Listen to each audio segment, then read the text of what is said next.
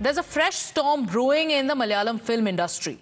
Actors are now coming out and alleging sexual assault and harassment faced days after Justice Hema Committee report revealed the dark side of this film industry. The report went into detail and spoke about systemic sexual harassment faced by many women actors. A female Malayali actor has made some shocking allegations against actor Siddique, alleging that he sexually assaulted her when she was just 21 years old, and this assault allegedly took place in a hotel room. Recounting the horror, she alleged that actor Siddique kicked her, trapped her and sexually assaulted her, and that he victimized not only her but many others.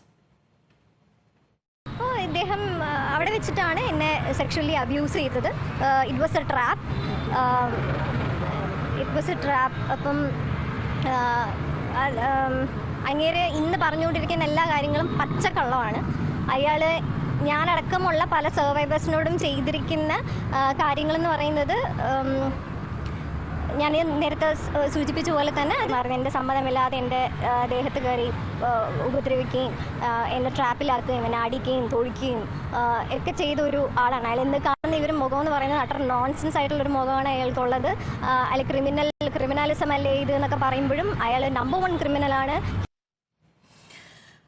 Now, following these allegations, actor Siddique quit as General Secretary of the Association of Malayalam Movie Artists, but has not made any comments on the charges that he is now facing. In a separate incident, Bengali actor Srilekha Mitra has alleged that prominent filmmaker and director Ranjit sexually harassed her in the year 2019. Following her charges, Ranjit also resigned as the chairman of Kerala's Chalchitra Academy. He has denied all the charges and has said that these allegations against him are politically motivated and that it's a conspiracy to defame him.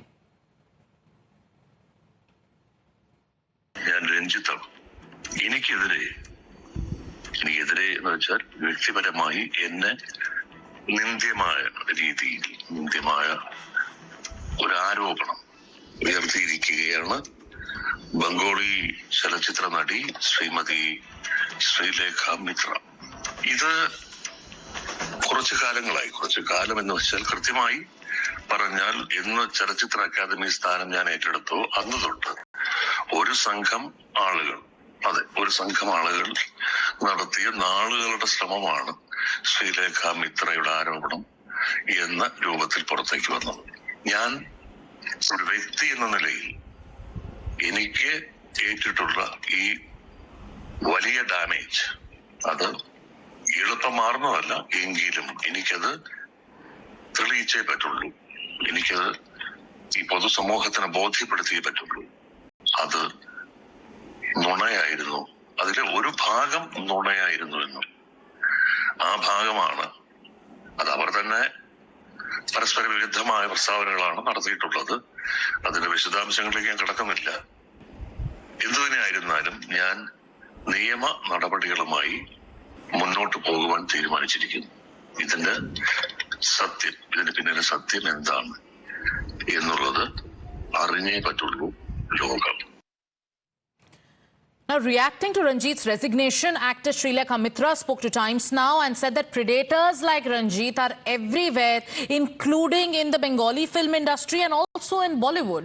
She also went on to say that it is shocking that such incidents have been now normalized and is also calling for action against such predators. So people who don't have any relation with anybody, personal relation, are left out. If here I name, then so everybody would be unmasked. Ma'am, do you have more people to name? Everywhere. People like Ranjit, he might be called a womanizer. He hasn't sexually molested. But he has touched me without my permission, or he made me uncomfortable with it. Ma'am, is this practice also there in Bengali film industry? 100%, 200%, 1000%. Not only in Bengal, everywhere. You think Bollywood actors, directors, actresses, they get work just like that? it's considered very normal. It has been normalized by our predators. Now, these revelations come days after Justice Hema Committee report, which looked into the problems faced by women working in the Malayalam film industry. Now, this report was recently made public. The report made some startling revelations with respect to what female actors have to face in the Malayalam film industry, from casting couch to sexual favors to torture to online bullying and illegal bans. The report details it all. But despite the report and the victim's account, there are some ministers in the Pinarayi Vijayan government who initially tried to shield those facing such allegations. There's a minister, the culture minister in Kerala, who first came out and said that how can there be any action without a written complaint? And then he also went on to shock people by saying mistakes are made by everyone. Listen in. ഒരാൾ കുറ്റക്കാരനാണെന്ന് എങ്ങനെ തെളിയും? ഒരാൾ കുറ്റക്കാരനാണെന്ന് തെളിയുന്നത് ആ കുറ്റം സംബന്ധിച്ച് അന്വേഷിച്ച് അദ്ദേഹത്തിന്റെ ഭാഗത്ത് കുറ്റമുണ്ടെങ്കിൽ ഒരു വിട്ടുവീഴ്ചയില്ലെന്ന് ഞാൻ പറഞ്ഞല്ലോ. അങ്ങനെ കുറ്റം ചെയ്യാത്ത ഒരാളിനെ രാവിലെ എഴുന്നേറ്റ് ഘോഷിക്കാൻ പറ്റും? നമ്മളെല്ലാവരും തെറ്റുകൾക്ക് അതീതമാണ്. നമ്മൾക്കൊക്കെ നമ്മുടേതായ ഭാഗത്ത് തെറ്റുകളോ കുഴപ്പങ്ങളോ കുറവുകളോ ഉണ്ടാകാം. ഇനി ഏതെങ്കിലും കാരണവശാൽ അദ്ദേഹം നിരപരാധിയാണ് എന്ന് വന്നാൽ എന്ത് ചെയ്യും? അപ്പോൾ ഒരാൾ നിരപരാധിയെ രാവിലെ എഴുന്നേറ്റിട്ട് നിങ്ങൾ തെറ്റുകാരനാണെന്ന് ഘോഷിക്കാൻ പറ്റുമോ? അദ്ദേഹം ഇന്നലെ നിഷേധിച്ചു. അദ്ദേഹം ഇന്ത്യ കണ്ട ഏറ്റവും പ്രഗത്ഭനായ ഒരു കലാകാരനാണ്. അദ്ദേഹത്തിന്റെ സൈറ്റിലാണ് ഈ വിഷയം നടന്നതെന്നാണ് പറയപ്പെടുന്നത്. അദ്ദേഹം പറയുന്നു അദ്ദേഹത്തിനോടൊപ്പം അദ്ദേഹത്തിന്റെ സബോർഡിനേറ്റ്സ് ഉണ്ടായിരുന്നു പറയുന്നു. ഇതെല്ലാം പരിശോധിക്കേണ്ട ഉത്തരവാദിത്വം ആ പരാതിക്കാരന്റെ പറ്റും. Now, there are also politicians in the state of Kerala who are latching on to that comment made by the minister, and they are accusing the state of standing with the accused. Mr. Saji Cherian, the Honorable Minister for Culture, trying to avoid an investigation into the recommendations and revelations of the Justice Hema Committee. He has been trying to make some changes in the report also. And he is now violating his oath. And he is trying to protect all the culprits in this case. So he has to resign. The opposition UDF demanding the resignation of the Honorable Minister for Culture. Even after getting information that series of offences have been committed, government is not taking any action. Now, facing backlash, the minister in concern, Saji Cherian, also went on to retract. He said that there is no reason for this government, the Pinarayi Vijayan government, to protect anyone. രാജിവെച്ച സാഹചര്യത്തിൽ രഞ്ജിത്തിനെതിരെ കേസെടുത്ത നടപടിയിലേക്ക് സർക്കാർ നീങ്ങുമോ ഈ ഘട്ടത്തിൽ? ഞാൻ ഇന്ന് നിങ്ങളോട് സംസാരിക്കരുതെന്ന് വിചാരിച്ച കാരണം ഇന്നലെ ഞാൻ പറയാത്ത കാര്യങ്ങളാണ് നിങ്ങൾ ചില മാധ്യമങ്ങൾ വളർത്തുന്നത്. ഞാൻ ഇന്നലെ രാവിലെ തന്നെ കൃത്യമായി പറഞ്ഞു, ഒരു പരാതി അതിന്മേൽ ലഭിച്ചാൽ പറഞ്ഞ വാക്കുതാണ് അത് പരിശോധിക്കും, നിയമപരമായി പരിശോധിച്ച് ശക്തമായ നടപടി സ്വീകരിക്കും. പക്ഷെ ഞാൻ സംസാരിച്ച് പുറത്തോട്ട് ഇറങ്ങുന്നതിന് മുമ്പ് തന്നെ ഒരു മാധ്യമം എഴുതി കാണിച്ചു. Let's open this up. Advocate Shri Padmanabhan, spokesperson of the Bharatiya Janata Party, joining us. Dr. Asha Joseph, founder of Women in Cinema Collective, also joining us, and Kevin Matthews, a political analyst. Let me go across to Kevin Matthews first up. Mr. Matthews, the response coming in from the ministers in the Kerala government is something that gives one an impression that when such complaints will be made, when women will speak out about the harassment they face, especially in an industry like the film industry in Kerala, the first response will be that to say, okay, how can we proceed if there is no complaint? Everybody makes mistakes. We are legally bound. Why can't an uncompromising message go ahead so that there are women who have that kind of confidence that whenever a complaint is made, action will be taken without any ifs or buts? Sagarika, true. See, the message could have been a bit more stronger, but one thing the minister said that, so let us not overly politicize this, because one thing the minister said, and that was his opening statement, he said that if there is because there's a law of the land, if the law of the land sees that there'll be absolutely no mercy is what the minister said. So let us not take his words out of context. See, yeah, he was probably a little practical and pragmatic on it, which is a little unwise at the moment. I concede that. But having said that, let us just not blow it out of proportion. Because when we are blowing it out of proportion, the problem is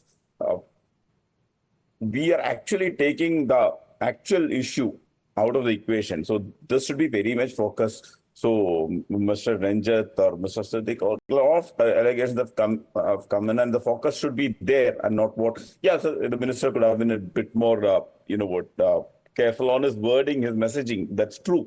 But having said that, that shouldn't be our focus. Mr. Matthews, as a woman, I would say issues like this, when it comes to rampant instances of sexual abuse and sexual misconduct in the film industry, these issues must be blown out of proportion. You know why? Because only then will there be any kind of action.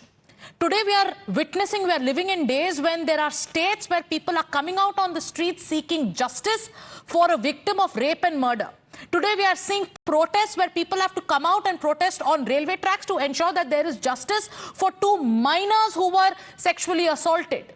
And today we are also living in a day and time when there are recommendations made by a committee which talks in detail about the kind of harassment faced by women. There are ministers coming out and saying, everybody makes mistakes. Let me take this across to our other panelists who are joining us. Dr. Asha, the first comment that comes in from a representative of the people, from somebody who's part of the government, is that everybody makes mistakes. How can we go ahead when there is no written complaint? Do these ministers not know the kind of stigma that women face or the kind of challenge they face when they try speaking out? And that's exactly what the Hema Committee outlines. Sagarika, there is a huge, at least 7 years history behind this. That is Women in Cinema Collective, which was formed at the wake of the actor assault case in Kerala. We had gone and met the CM at that point, 2017 May, and we had given him a memorandum of about 10 particular points, very, very basic points that the government should look at. And he had decided to form a committee which is called Justice Hema Committee, which is, there are 3 members. One is Sharada, who is a famous actress. The other is an IAS officer, KB Valsala Kumari, and finally the Justice Hema herself.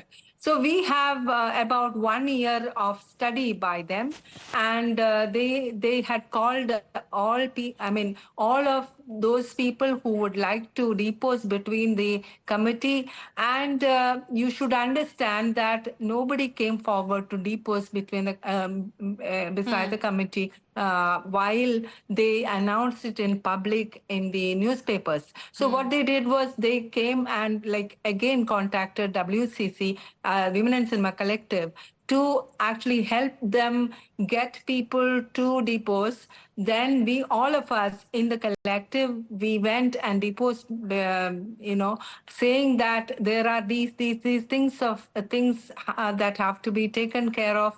And all the members were very, very empathetic, and they stood by the women, and they wrote this very interesting report, about 300 pages, and very, very crucial remarks by the committee has now paved way to this entire process of cleansing. I would call it cleansing because we have been asking for this for the last 7 years.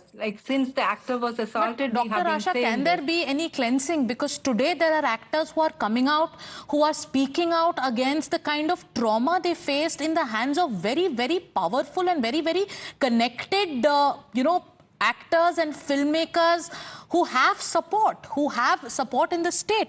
Let me take this across to Sri Padmanabhan, the spokesperson of the Bharatiya Janata Party. Out of the 17 issues listed in the Hema Committee, I'm going to read just about 3. Sexual demands are made to women from the time they enter the industry. Sexual harassment, abuse, assault against women takes place at the workplace, during transportation, and also in places of accommodation. Women are tortured if they express resentment or unwillingness to fulfill sexual demands. I've just read out 3 aspects as highlighted in the Hema Committee report. What action do you think the left government will take, Mr. Padmanabhan? See, the argument that somebody should go to the police station and file a complaint is absurd. Because the background of this committee. A female actress was harassed inside a vehicle, and that led to a big criminal case. Then this committee was formed to look into the harassment faced by female actors or those female artists who are cooperating with film industry. Now the Justice Hema Committee went to see these persons, these actresses, and also a women's one organization was formed by female actresses, WCC. They also made female some actresses, all women statements in the industry, not in the female public. actresses only. And on basis of that, these things, this committee talked with all these persons and then filed a report. So in that report, there are statements regarding sexual harassment, molestation, and forceful demand of sexual favors from female artists who are newcomers or even who are there for years. So there is no need for a complaint. The government got this report 4 years ago. 4 years ago, and it was kept in freezer. And the government should have sent this report to the police for investigation. And the police should have taken the statements under 161 from all these persons, all these female artists who complained to the committee. And cases should have been registered 4 years ago. What happened in these 4 years? Because as per this report, the silencing of women under the threat of banning them from work in the industry is also regular. It's a norm. Probably why? The women don't come out and file complaints because they lose their livelihood. For 4 years, what happened?